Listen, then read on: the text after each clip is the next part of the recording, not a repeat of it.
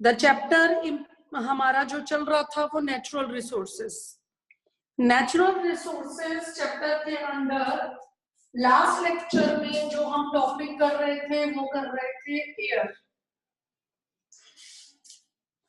Remember, सब students को याद आ गया कि लास्ट लेक्चर हमने एंड कर रहे थे, किस टॉपिक पे एंड किया था हमने? लास्ट लेक्चर हमने टॉपिक पे किया था एयर, एयर के कंपोनेंट्स, एयर का हमारी लाइफ में रोल, एयर के अंदर कंपोनेंट्स की percentage, role of atmosphere, air के सब हेडिंग्स हमने किए थे। रिमेंबर, आज हम इस एयर के टॉपिक को कंप्लीट करेंगे। लास्ट टॉपिक एयर के अंदर जो सब टॉपिक है air pollution, which is a cause of serious worry. जो आज हमारा लास्ट टॉपिक है एयर का, हम उसे कंप्लीट करेंगे और उसके बाद हम स्टार्ट करेंगे हमारा next natural resource, that is water. Right? Clear हो गया कि आज का हमारा लेक्चर किस पे है और क्या है? तो स्टार्ट करते हैं हम एयर के पोल्यूशन के बारे में। तो आप अपनी प्रैक्टिस कॉपीज ओपन कर लीजिए, साथ साथ आप पॉइंट्स को नोट डाउन करेंगे और कोई भी स्टूडेंट बिना प्रैक्टिस कॉपी, बिना रफ कॉपी के क्लास अटेंड नहीं करेगा। राइट? तो एयर पोल्यूशन की हम बात कर रहे हैं। आप सबने ये पढ़ा कि एयर हमारा कितना इंपॉर्टेंट कंपोनेंट है, नेचुरल कंपोनेंट है।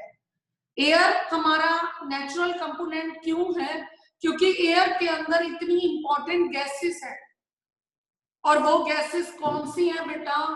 नाइट्रोजन है, ऑक्सीजन है, कार्बन डाइऑक्साइड है। हमारी पूरी लिविंग वर्ल्ड इन गैसेस से चलती है। नाइट्रोजन हो, ऑक्सीजन हो, कार्बन डाइऑक्साइड हो।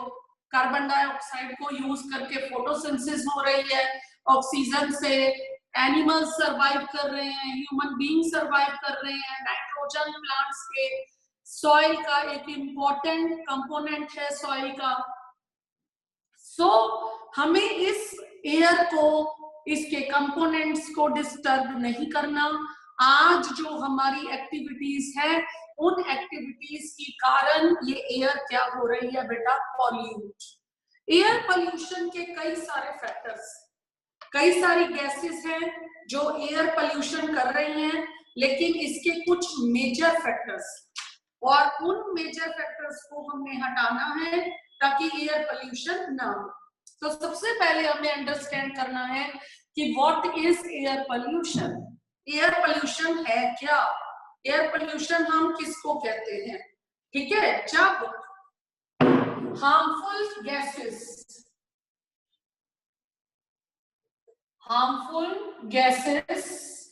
राइट, डस्ट पार्टिकल्स,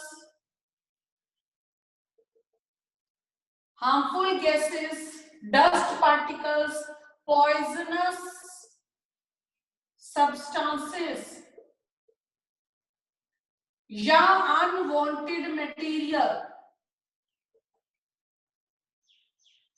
क्या हो जाता है? मिक्स हो जाता है।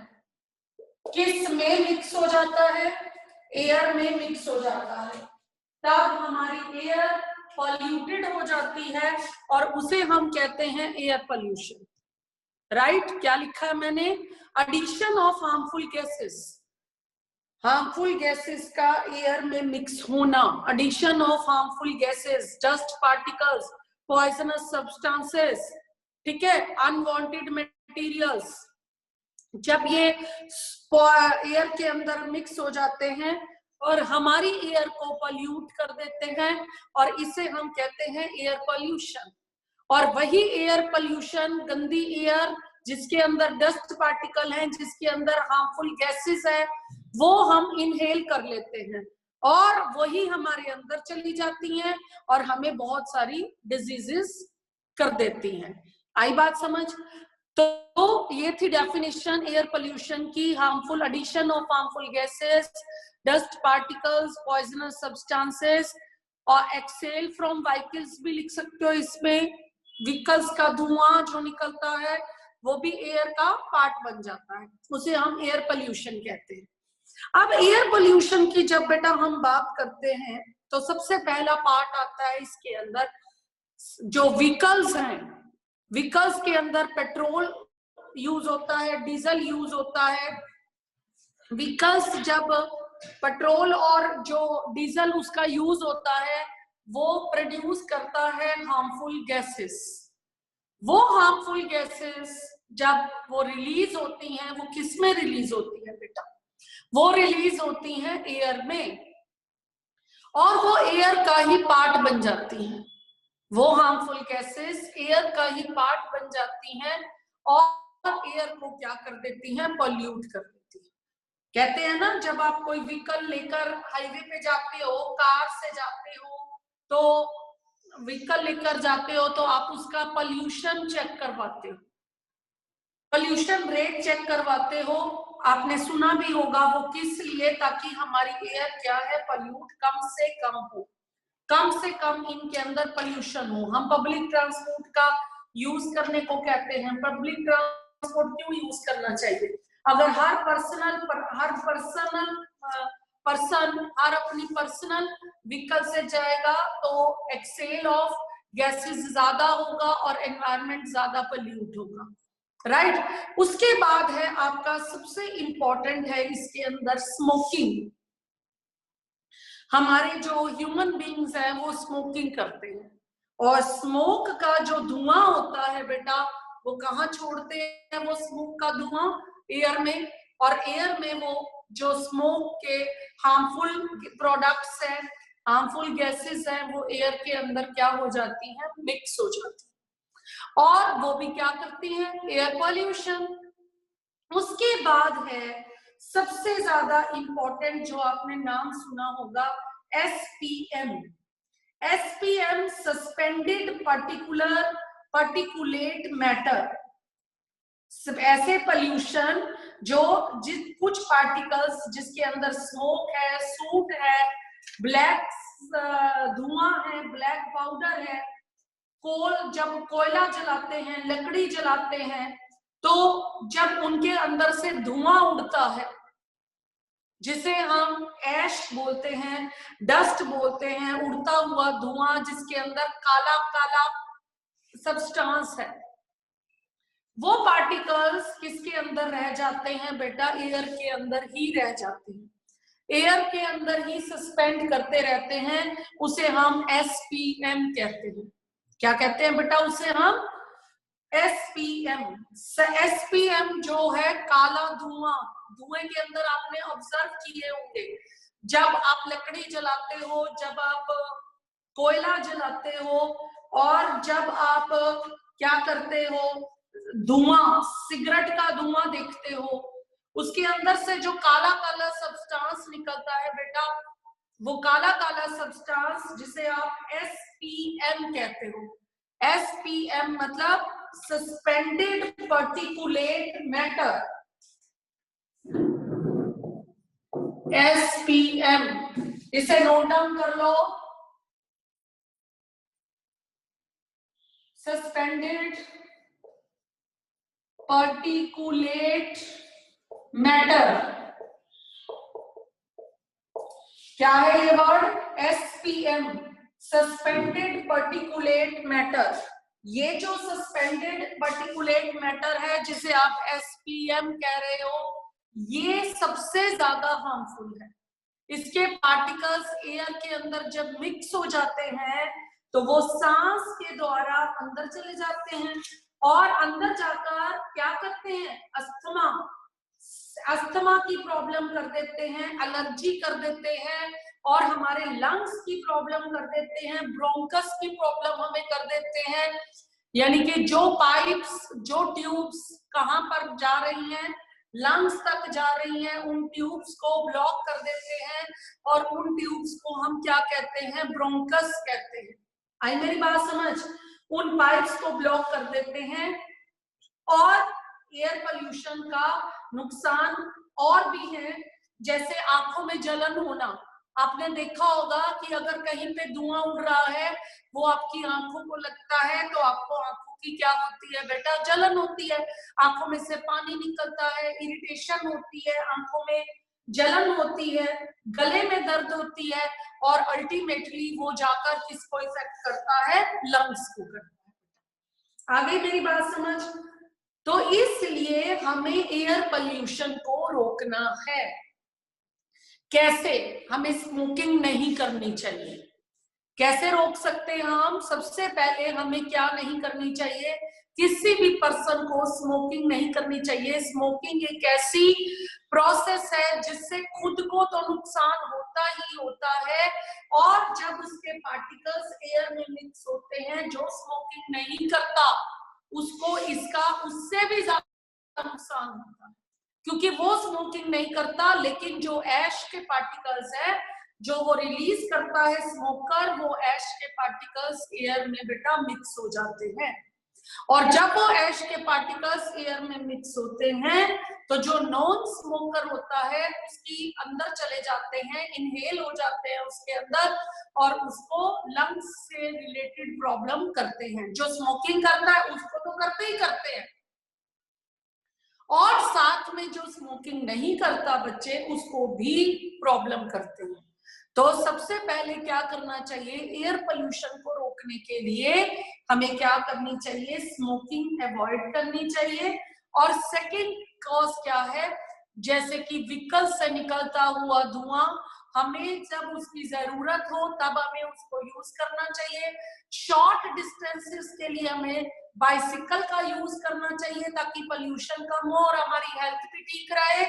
और जब तक जहां तक हो सके हमें पब्लिक ट्रांसपोर्ट का यूज करना चाहिए, जिससे कि हम अपने कोल और पेट्रोलियम का यूज कम से कम कर सकें। अब एयर पोल्यूशन के ये जो बैड इफेक्ट्स है, मैंने अस्थमा बताया और मैंने आपको बताया लंग्स रिलेटेड प्रॉब्लम बताया, ये तो एयर पोल्यूशन के बैड इफेक्ट्स हैं ही हैं। और साथ ही में एयर पोल्यूशन का एक और बहुत बड़ा बैड इफेक्ट है, जिसे आप क्या कहते हो बेटा, डिप्लीशन ऑफ ओजोन लेयर। उसको हम नोट करेंगे। क्या है, आपने सबने सुना हुआ है ओजोन लेयर के बारे में। हमारे एटमॉस्फेयर में एक लेयर है जिसे हम क्या कहते हैं, ओजोन लेयर।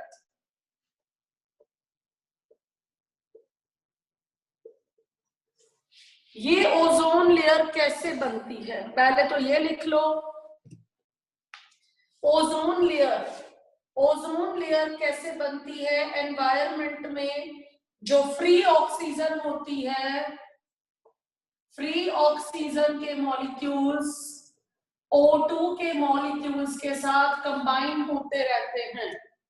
फ्री ऑक्सीजन के मॉलिक्यूल्स, ऑक्सीजन के, ये फ्री ऑक्सीजन के मॉलिक्यूल है, ये ऑक्सीजन के मॉलिक्यूल्स है, ये free oxygen atom free oxygen molecule के साथ कंबाइन होते रहते हैं।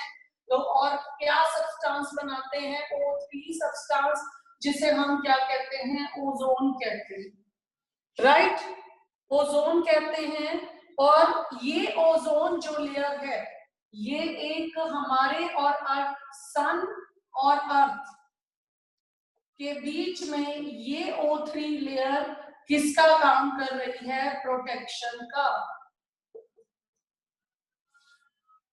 आई बात समझ? ये सन की रेज है, ये अर्थ पर आती है, लेकिन ये O3 यानी कि ओजोन लेयर से पास होकर आती है। अब ये क्या करती है ओजोन लेयर, अब तक आप सुन भी चुके हो बहुत सारी क्लास में, लेकिन हर क्लास में इसका टॉपिक क्यों आता है, सो दैट कि आप अंडरस्टैंड कर सको कि एयर पोल्यूशन कितनी ज्यादा हमें नुकसान कर रही है। हमें इस एयर पोल्यूशन को रोकना है, हमें ऐसी एक्टिविटीज नहीं करनी जिससे एयर पोल्यूशन हो। ये सन की रेज है, ये अर्थ पर आ रही हैं, और इसके बीच में ये जो लेयर है ओजोन की, ये सन से आने वाली अल्ट्रा वायलेट रेस, जिसे आप कौन सी रेस बोलते हो? आप इसे यूवी रेस भी बोलते हो। कौन सी रेस बोलते हो बेटा? इसे अल्ट्रा वायलेट रेस, या आप इसे यूवी रेस भी बोलते हो। सन से आने वाली अल्ट्रा वायलेट रेस और यूवी रेस को जो ओजोन लेयर है वो अपने अंदर एब्जॉर्ब कर लेती है और उन स्ट्रॉन्ग और हार्मफुल रेस को अर्थ तक नहीं पहुंचने देती। लेकिन पॉल्यूशन की वजह से, एयर पॉल्यूशन की वजह से वो जो ओजोन लेयर है वो डे बाय डे क्या होती जा रही है? डिप्लीट। डिप्लीट का मतलब क्या है? पतली होती जा रही है, थिन होती जा रही है। और थिन होते होते अगर वो हट गई, पॉल्यूशन इसी तरीके से चलती रही और उस लेयर का वो लेयर नहीं रही हमारे बीच में, तो वो अल्ट्रा वायलेट रेस सीधी किसके ऊपर आएंगी? अर्थ पे। अर्थ पे आएंगी, ओजोन जो शील्ड है बीच में से खत्म हो जाएगी। ओजोन शील्ड, ओजोन लेयर जो एब्सॉर्ब कर रही है सन्स की अल्ट्रा वायलेट रेस को, वो हमारी बॉडी पर आकर सीधी पड़ेंगी। ठीक है? और सीधी पड़ने से क्या होगा? हमारी अर्थ पर लाइफ इम्पॉसिबल हो जाएगी।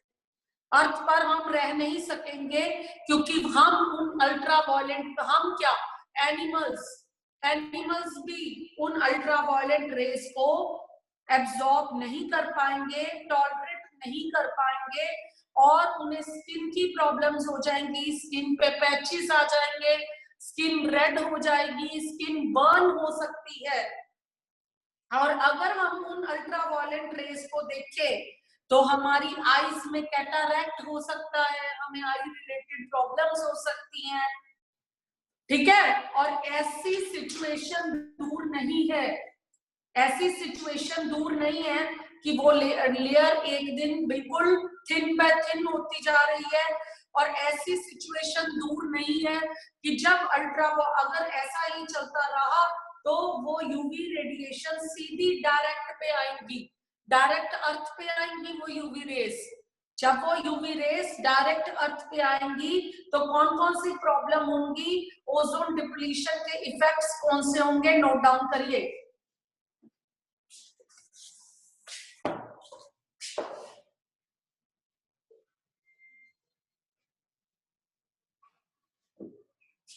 लिखो heading, effects of ozone depletion.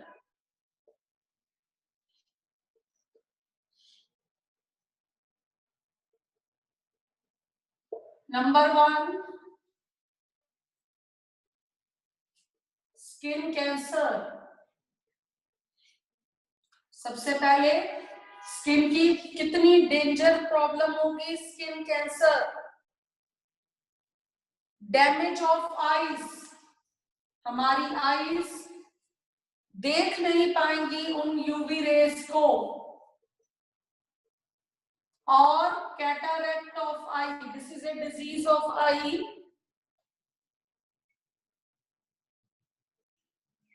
Cataract of eye की प्रॉब्लम हो सकती है। डैमेज ऑफ इम्यून सिस्टम, ये क्या है? आप सबको अच्छे से पता है। हमारी को जर्म्स से कौन बचाता है? हमारा इम्यून सिस्टम। हमारे को बीमारियों से या जर्म्स से लड़ने की कैपेसिटी कौन देता है? हमारा इम्यून सिस्टम। अब वो इम्यून सिस्टम ही डैमेज हो सकता है। डिक्रीज क्रॉप यील्ड, सारी क्रॉप्स सड़ जाएंगी, इतनी स्ट्रॉन्ग यूवी रेज है, क्रॉप सारी डैमेज हो सकती है। अब देखो, अगर क्रॉप ही नहीं रहेगी तो हम लोग क्या खाएंगे? कैसे सरवाइव करेंगे अर्थ पे? आई मेरी बात समझ? इम्यून सिस्टम खत्म हो जाएगा। ये कोविड की सिचुएशन में बार बार क्या बातें होती हैं कि ये कोविड उसको नहीं इफेक्ट करेगा जिसका इम्यून सिस्टम स्ट्रॉन्ग है। तो इम्यून सिस्टम हमें बहुत सारी डिजीजेस से बचाता है बेटा, ठीक है। तो अगर हमारा इम्यून सिस्टम ही काम नहीं करेगा तो हम अर्थ पर कैसे रहेंगे? अर्थ पर हमारा सर्वाइवल पॉसिबल नहीं होगा। कैटरेक्ट ऑफ आई, इसमें आई लेंस धुंधला हो जाता है, आई लेंस के ऊपर एक लेयर डिपॉजिट हो जाती है जिसे हम कहते हैं cataract of eye. It is a disease of eye. वो भी हो सकता है या हो सकता है आई सी डैमेज हो जाए। और स्किन कैंसर, अगर किसी को स्किन का कैंसर हो जाए तो वो कैसे जिंदा रहेगा? तो आप नोट कर रहे हो कि कितने हार्मफुल इफेक्ट्स हैं ओजोन डिप्लीशन के। और इस ओजोन डिप्लीशन का कारण सिर्फ एक ही है। इस ओजोन डिप्लीशन का क्या कारण है? Air pollution. जब हमें पता है कि एयर पोल्यूशन का इतना एडवर्स इफेक्ट है तो हमें एयर पोल्यूशन को रोकना है। हमें ज्यादा से ज्यादा प्लांट्स लगाने हैं, हमें कम से कम धुआं प्रोड्यूस करना है, हमें स्मोकिंग कम से कम करनी है। तो हमें एयर को क्लीन रखना है, नहीं तो एक दिन ऐसा होगा कि जो एयर है वो पोल्यूट हो जाएगी, ओजोन लेयर डिप्लीट हो जाएगी, इसको और अर्थ पर लाइफ इम्पॉसिबल हो जाएगी। ना अर्थ पर एनिमल्स होंगे, ना अर्थ पर ह्यूमंस होंगे बेटा, और ना ही क्रॉप्स होंगी। ये था आपका टॉपिक एयर पोल्यूशन का, जिसके अंदर आपको क्वेश्चंस आएंगे। एयर पोल्यूशन क्या होती है, what is the definition of air pollution, what are its harmful effects, what are the causes of air pollution, air pollution के कारण क्या है, कौन करता है एयर पोल्यूशन, हम एयर पोल्यूशन को कैसे रोक सकते हैं, और ओजोन लेयर क्या है, ओजोन लेयर कैसे बनती है, ओजोन लेयर डिप्लीट कैसे हो रही है, और अगर ओजोन लेयर डिप्लीट हो गई तो इसके बैड इफेक्ट्स क्या होंगे। और इसके साथ हमने एयर पोल्यूशन वाला और एयर वाला टॉपिक कंप्लीट कर लिया। आई होप सो आपको इसके अंदर कोई डाउट नहीं होगा। आपको इसके अंदर अगर कोई भी डाउट है तो आप उसको क्लियर कर सकते हो मेरे से पर्सनली व्हाट्सएप पे। आपको ये पॉइंट्स लिखने हैं और लिखकर क्या करना है, इन्हें लर्न करना है, इससे रिलेटेड क्वेश्चंस बनाने हैं, ठीक है। इससे रिलेटेड क्वेश्चंस बनाने हैं। कौन कौन से मैं बोल रही हूं आपको। What is air pollution, what are the causes of air pollution. Second question बनेगा how we can control the, what are the factors by which we can control the air pollution. फिर क्वेश्चन क्या बनेगा, What is ozone layer? How ozone layer is formed? मैंने बताया है free molecules का combine होना। फिर क्वेश्चन बनेगा What are the causes of depletion of ozone layer? लिख रहे हो? फिर लास्ट क्वेश्चन बनेगा What are the effects of ozone depletion? Last question बेटा क्या बनेगा,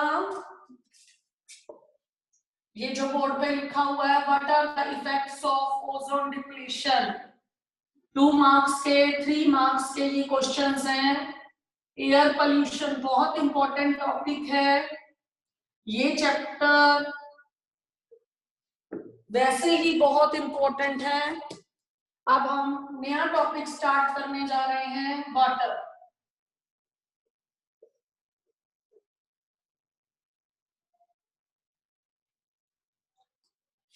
राइट, एयर टॉपिक खत्म हो गया, कंप्लीट हो गया। अब हम नया टॉपिक स्टार्ट करने जा रहे हैं, वाटर।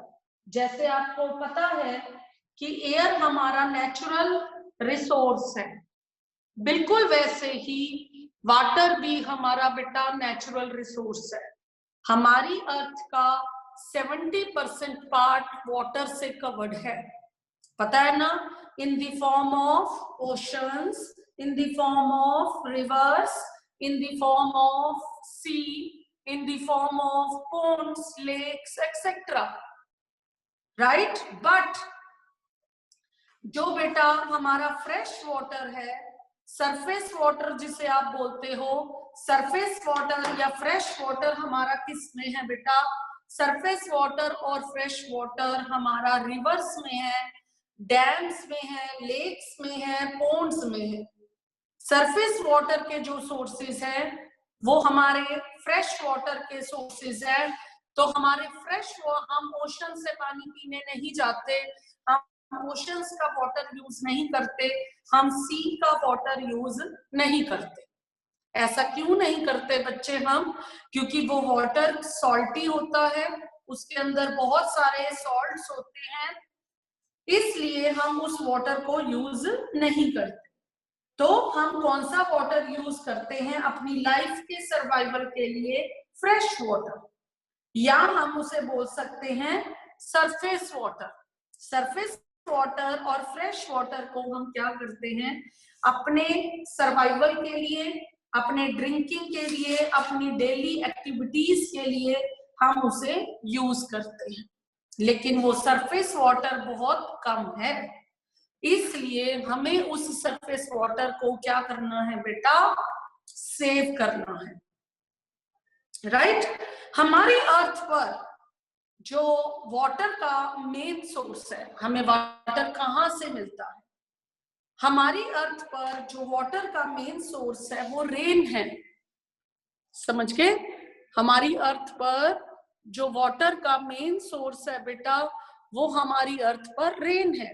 लेकिन आप सबको अच्छे से पता है कि हम किसी भी एरिया में अगर बिलोंग करते हैं तो वहां पर सारा साल बारिश नहीं होती। अब रेन से जो है हमारा वाटर कहाँ आता है? ओशंस में आता है, रिवर्स में आता है, सी में आता है, पोंड में आता है, लेक में आता है, एक्सेट्रा। हमारी अर्थ पर जो वाटर का मेन सोर्स है वो है रेन। लेकिन रेन जो है हमारे सारा साल नहीं होती, इसलिए हमें इस रेन के जो वाटर को है वो सेव करना है। रेन के वाटर को सेव करना, ऐसी टेक्निक्स का यूज करना कि जो रेन वाटर है वो कैप्चर हो सके, स्टोर हो सके और बाद में यूज किया जा सके, इसे क्या कहते हैं? Rain water harvesting. फिर से मैं बोल रही हूं, क्या बोला है मैंने? कि हमारे कंट्री में सारा साल बारिश नहीं होती, या किसी भी कंट्री में सारा साल बारिश नहीं होती, तो हमें इस वाटर को क्या करना है? Capture, store. हमें इस वाटर को क्या करना है? कैप्चर करना है, हमें इस वाटर को स्टोर करना है और हमें इसे रीयूटिलाइज करना है। वाटर को, रेन वाटर को कैप्चर करना, रेन वाटर को क्या करना बेटा? कैप्चर करना, स्टोर करना, यूटिलाइज करना। ठीक है, इस प्रोसेस को क्या कहते हैं बेटा?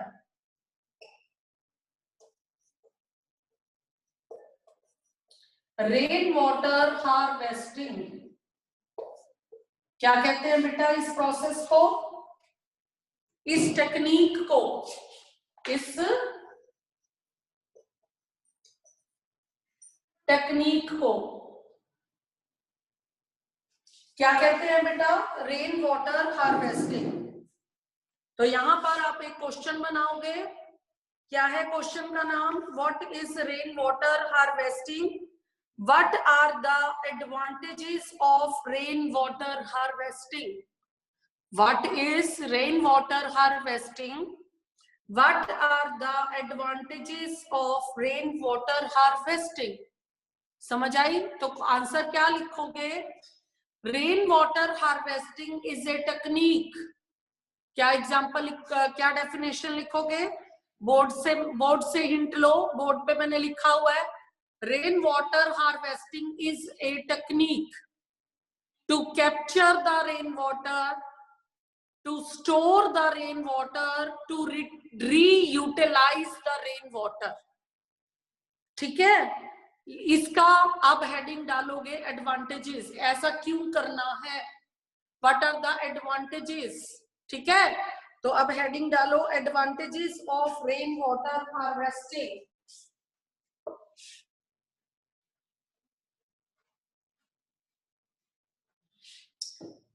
एडवांटेजेस क्या है इसके? नंबर 1 साथ लिखोगे, it reduces the loss of rain water.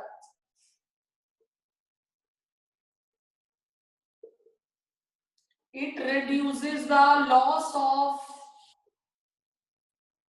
Rain water. क्या मतलब है इसका, अभी बताती हूं कि जब बारिश आती है तो अगर हमने उसे कैप्चर नहीं किया, उस पानी को, अगर हमने उस पानी को स्टोर नहीं किया, तो वो पानी लॉस हो जाएगा, गटर्स में चला जाएगा, सीवेज में चला जाएगा, गटर्स और सीवेज का पार्ट बन जाएगा, वेस्ट वाटर का पार्ट बन जाएगा।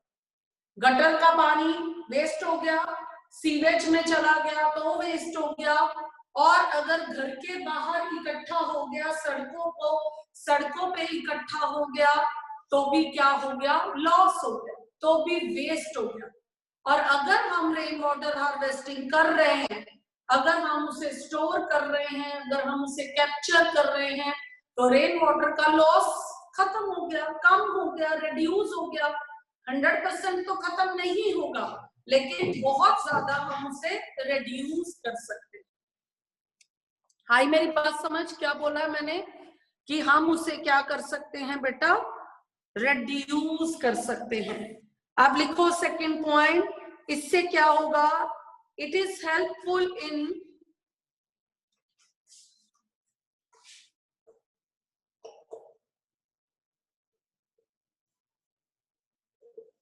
controlling the floods। It is helpful in controlling the floods। अगर हमने उस पानी को स्टोर कर लिया जो सड़कों पे इकट्ठा हो गया, जिसने सीवेज को ओवरफ्लो कर दिया, और जिसकी वजह से जो है स्टेगनेंट वाटर बन गया, तो हम उसको रोक सकते हैं, हम फ्लड्स को कंट्रोल कर सकते हैं, और उस पानी को बाद में यूज भी कर सकते हैं। समझ गए? अब थर्ड पॉइंट लिखो, it maintains a supply of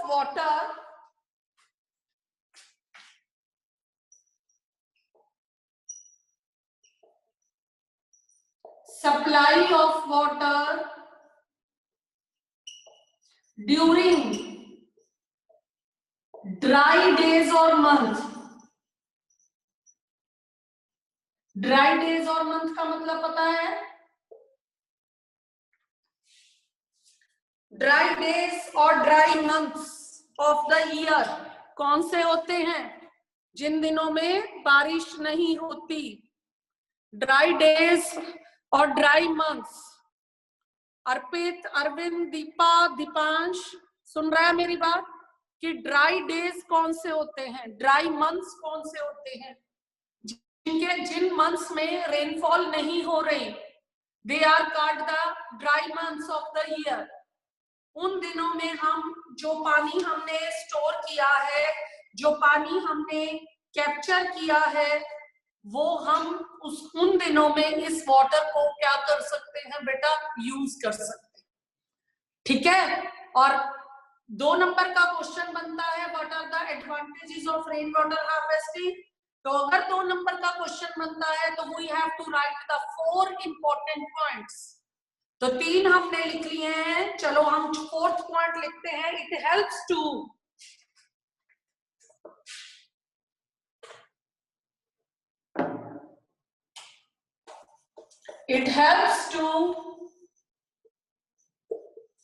raise water table.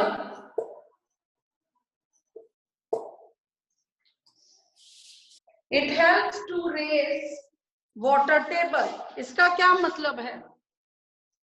इसका मतलब ये है कि वाटर टेबल, पहले पता होना चाहिए कि वाटर टेबल क्या है।